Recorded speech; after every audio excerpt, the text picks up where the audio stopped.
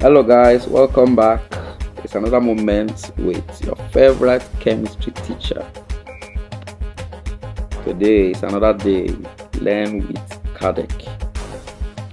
Okay, so today we are going to go into introduction to chemistry, which is actually the first topic that every single person learn in SS1. Whenever you start learning chemistry, the first topic is introduction to chemistry, where you see what chemistry means, why you study chemistry, career prospect tied to chemistry, the adverse effect of chemistry, and so on. Now, over time, I've come to understand that early in secondary school stages, in your high school, talking about just when you start learning chemistry, basically, sometimes it doesn't seem like English language. I experienced it. When I first started learning chemistry, it was like I was being taught with another language, a language I couldn't understand.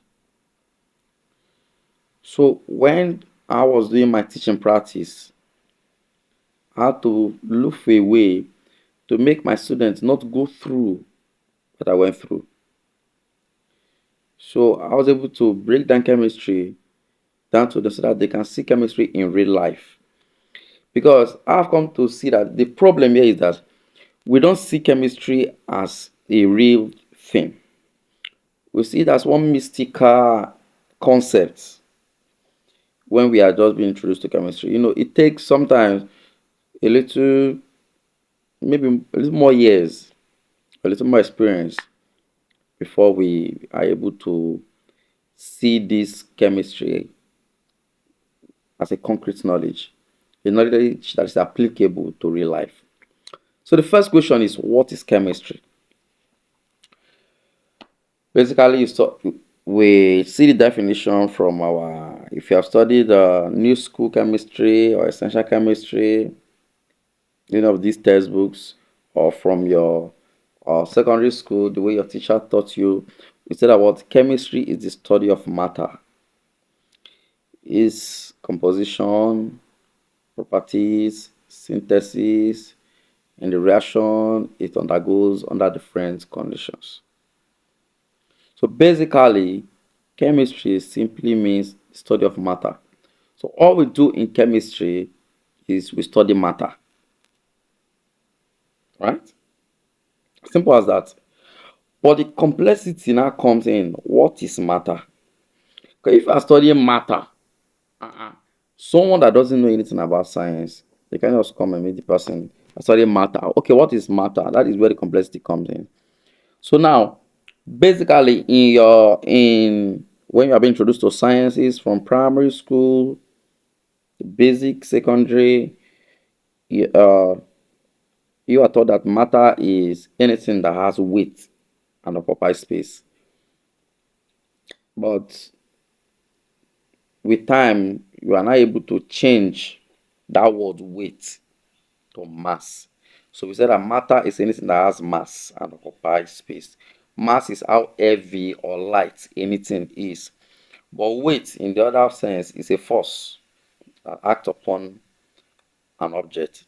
So the real definition is matter is anything that has mass and occupies space.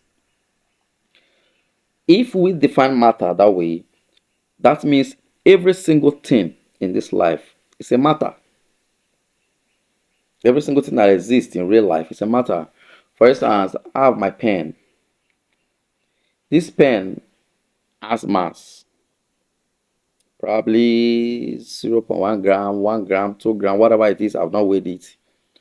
It has a certain mass and it's occupying a particular space.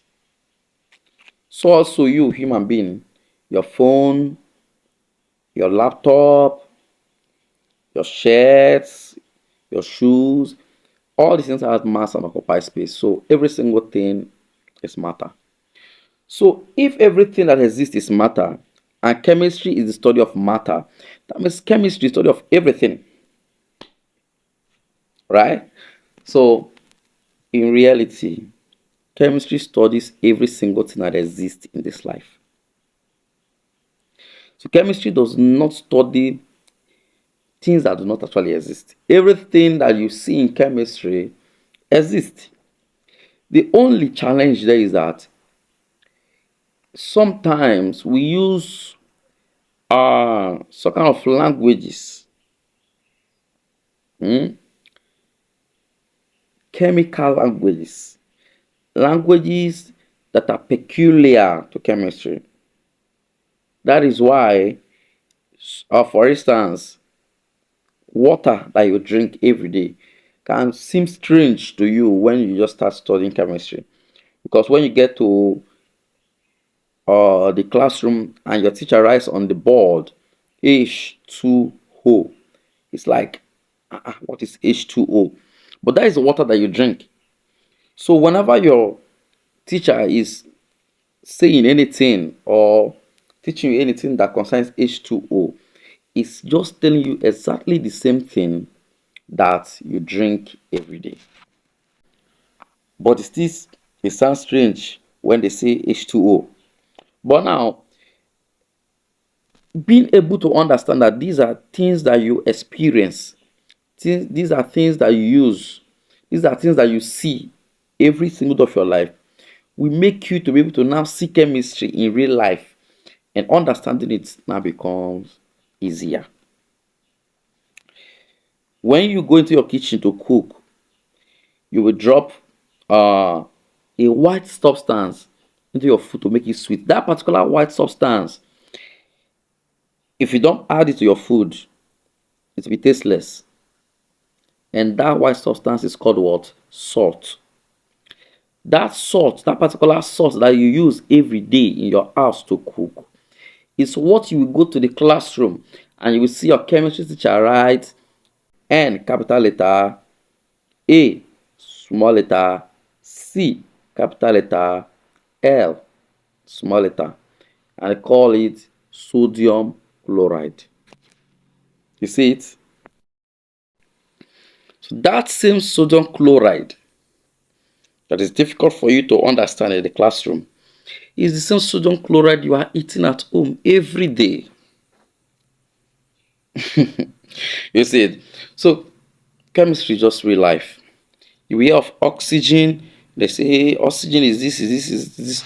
It's the same oxygen you are breathing in right now. The carbon dioxide you breathe out is the same thing. So chemistry basically is just studying everything about life. That's chemistry. So once again, what is chemistry? Chemistry is the study of matter, its composition, properties, synthesis, and the changes, which are the reactions it undergoes under different conditions. What are we not saying now? Chemistry is the study of a matter.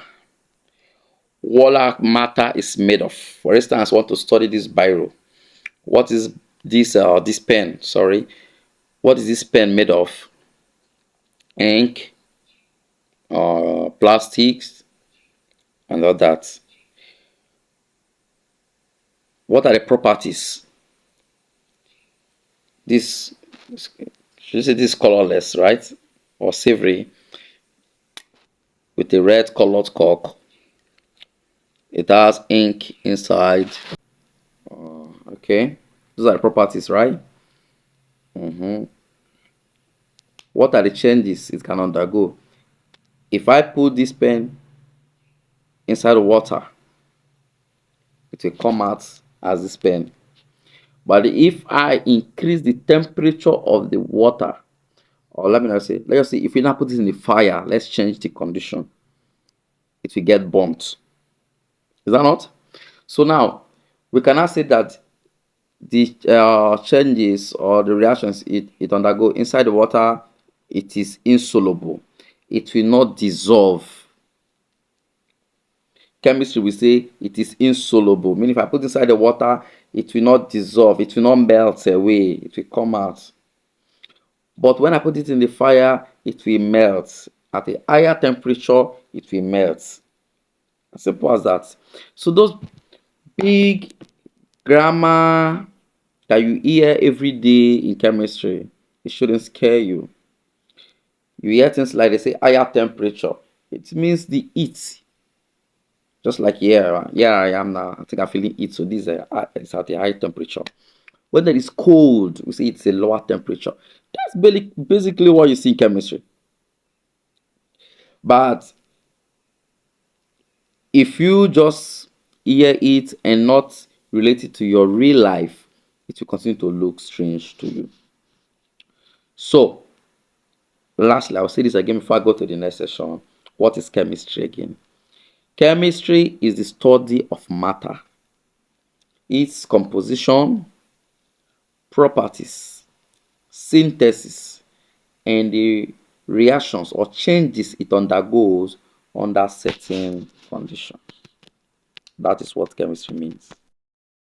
So, having known what chemistry means, the next thing is, why do we study chemistry?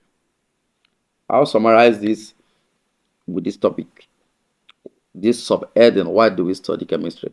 If you are studying it in school or you are going through your textbook, you will see a section that says career prospects tied to chemistry, and you also see, I think, applications of chemistry. So both of these I am combining into one to say, why do we study chemistry? Now, so for you to be able to achieve, for you to be able to get to that height that you want, for you to be able to get that, be able to actualize that career, you want to be a doctor, a nurse, any science related career, you need chemistry. You must study chemistry, know it, and credit it before you can even be admitted into higher institutions. For those in higher institutions, some persons may not need the chemistry, but talking about from the secondary school, first of all, you need it for your any science-based career. Now, when you go into your higher institution, you need the knowledge of chemistry. If you are studying pharmacology, for instance, you may be having courses that are titled pharmacology. They are not titled chemistry. In pharmacy, you see courses that are not titled chemistry. In biochemistry, you see courses that are titled biochemistry, BCH, just like that. Their names are not chemistry, but they are all grounded upon the knowledge of chemistry. So if you have been able to be grounded well in chemistry, going on to study of pharmacy, those farm courses, those BCH courses, and all that will not be difficult anymore. It will be easier for you to comprehend. It will be easier for you to understand and retain the knowledge, because over time you have grounded yourself with the basic knowledge, the basic foundation, which is chemistry.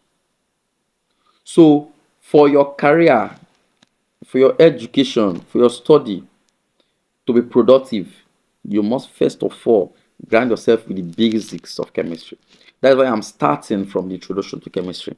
That's why we are starting from here.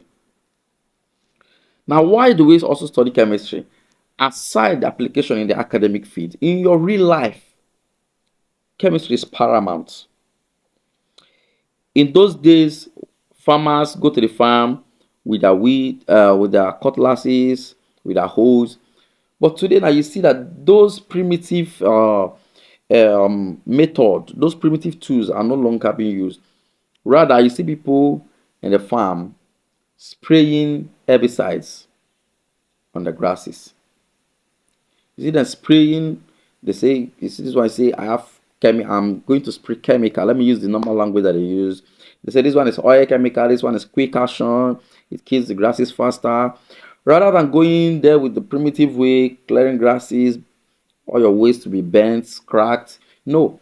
Knowledge of chemistry has brought down those primitive aspect of life and have given us another way.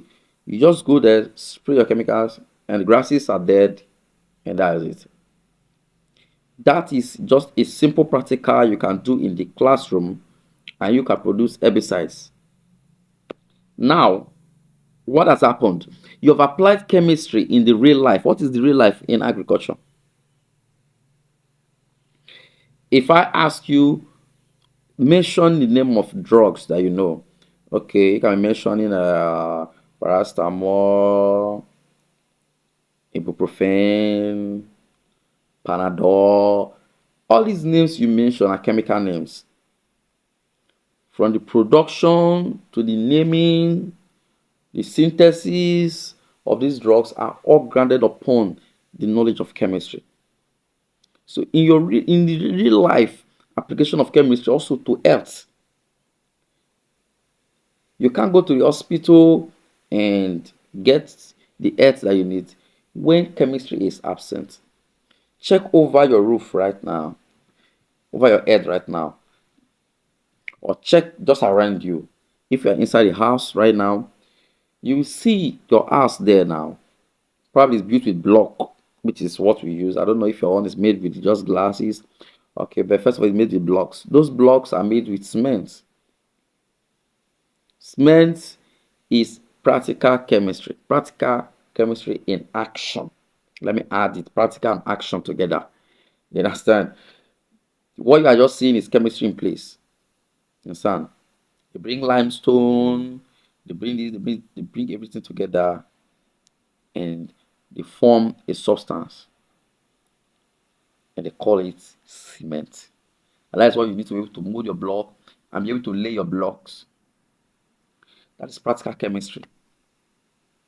The full production of cement is pure chemistry. That is real life. When you are done with all your block works, you need to put what? Burglaries. That is metal. That is the part of chemistry where they study metal. You understand?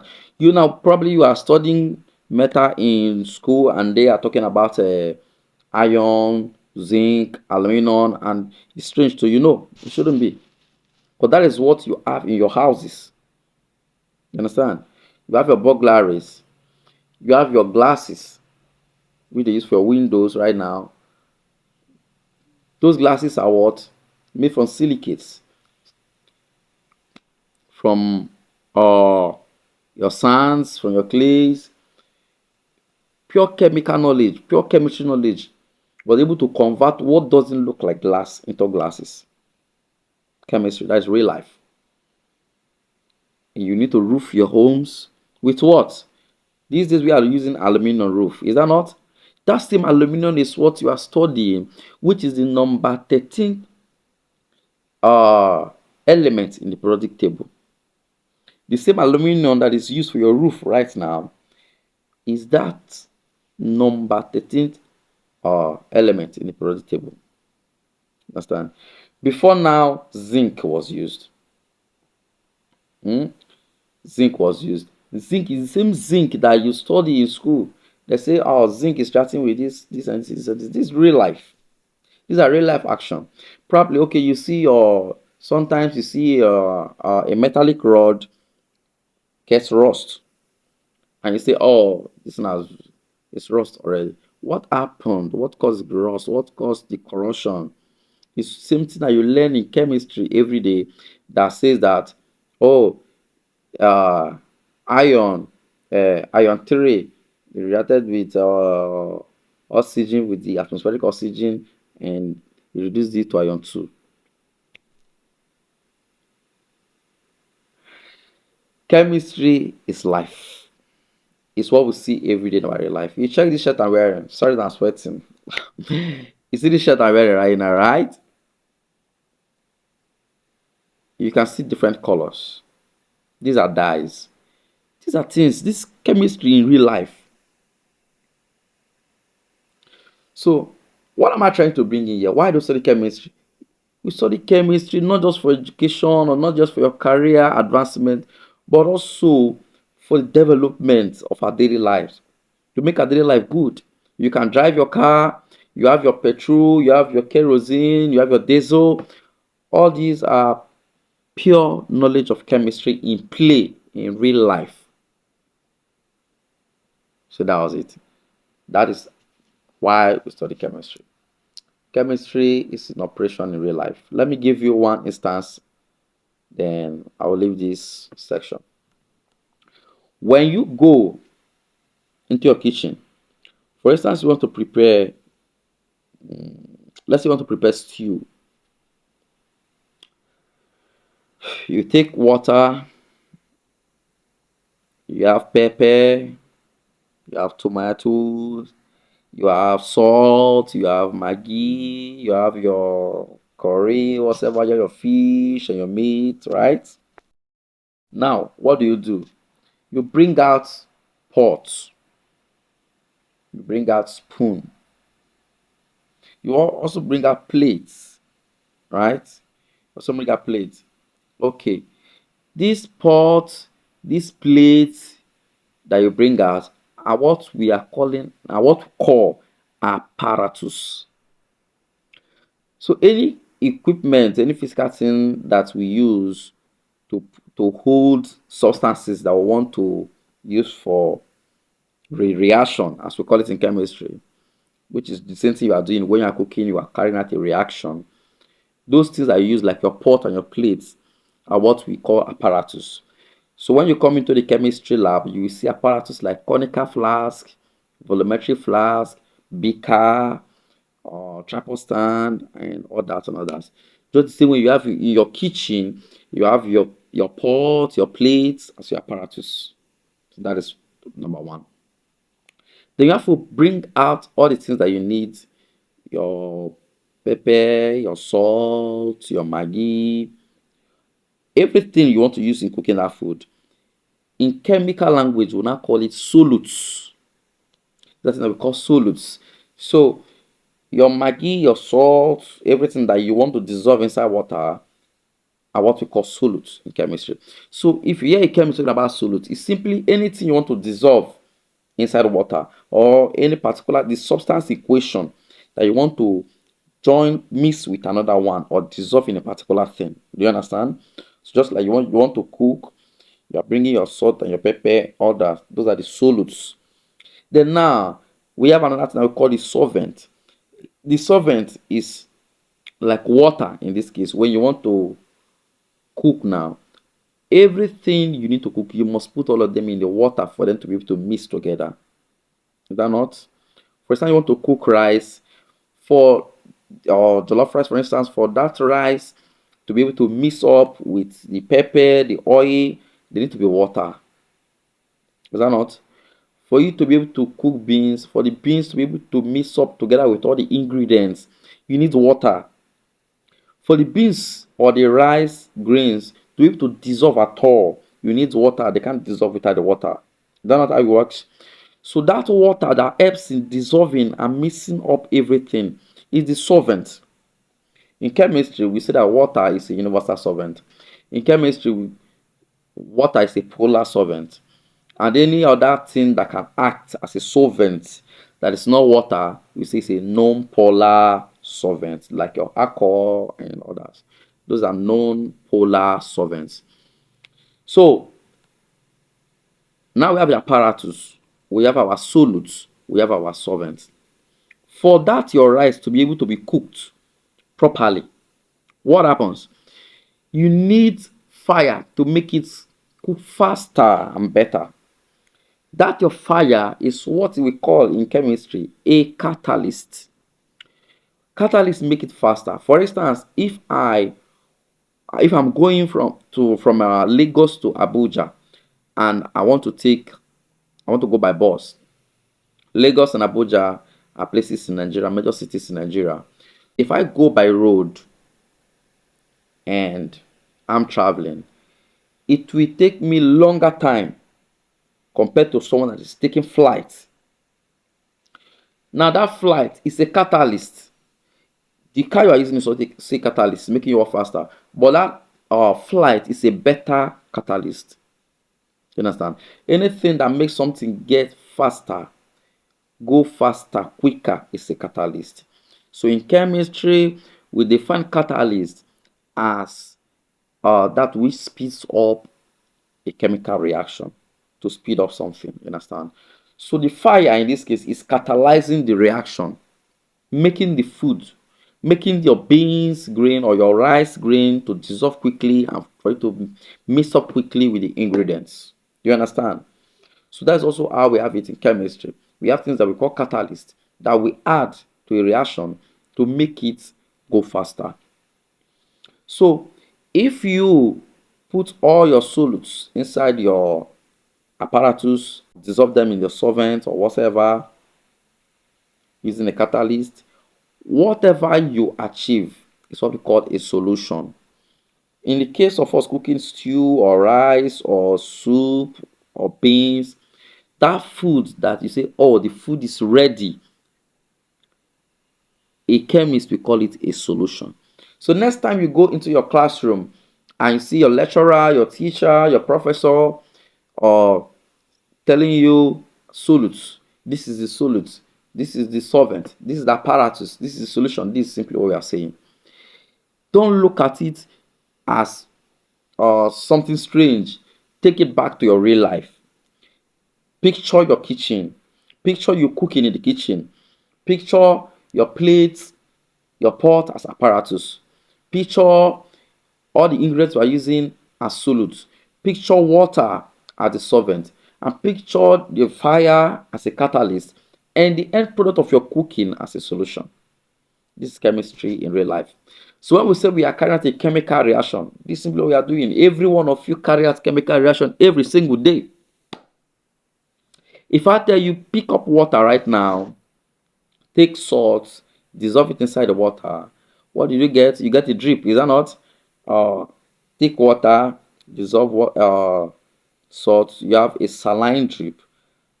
Add sugar to it, you have another type of drip, is that not? What you have just done is you picked up a solute, which is salt and sugar, and you dissolve them inside a solvent, water. Whatever you get is a solution. This is chemistry in real life. Chemistry is very easy. All I want to tell you now is stop seeing chemistry as a mystical or spiritual something. Chemistry is reality. Do you understand that?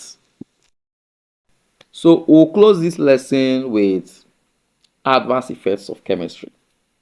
Chemistry is good, is good, is good, is good, is good. Oh yeah, but every single thing that has advantage has its own disadvantage. So in as much as chemistry is good, it's productive, it's helping, it's helping us in our health, in agriculture, in mining, in everything. It affects every part of life is good. Yet it also has its adverse effects. What are adverse effects? Adverse effects are the negative side of it, how it affects us badly. Now, for instance, when you check today, you see our youths so focused on drugs, different kind of mixtures, mix tramadol with this, mix your tom tom, candy with Coca-Cola, this stuff. You see people get high, you see some they drink and they freeze up, they can move, see some different things, you see reactions every day. Some are get going mental. If you go to the psychiatric home, you see things that are happening.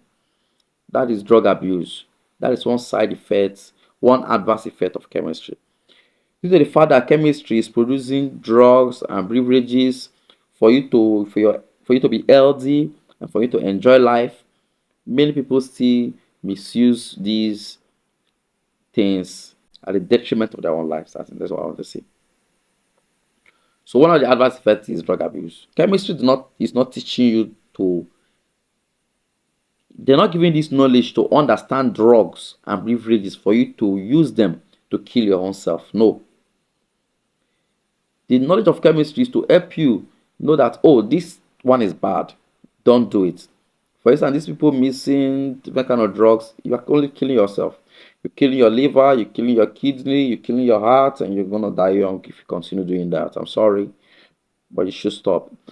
So one is drug abuse, another one is pollution. Many things that chemistry produce, people also misuse them and use it to pollute the environment. You walk around, you see plastic bottles everywhere. Even when it is boldly written there, reuse or dispose properly or recycle, people will still throw it away. You see these plastics when they are carried away, probably by the waves of water into the river, from the river to the sea. They go into the sea and they settle down there. The fishes take them. And because they are plastics or nylon, the cellophanes, they cannot be digested by by digestive system of these fishes. And now some of these fishes die in the process. Some we kill them and eat them back into our system. Eating diseases. That is where you see cancer and others spreading out every single day. So know how to dispose of your products very well.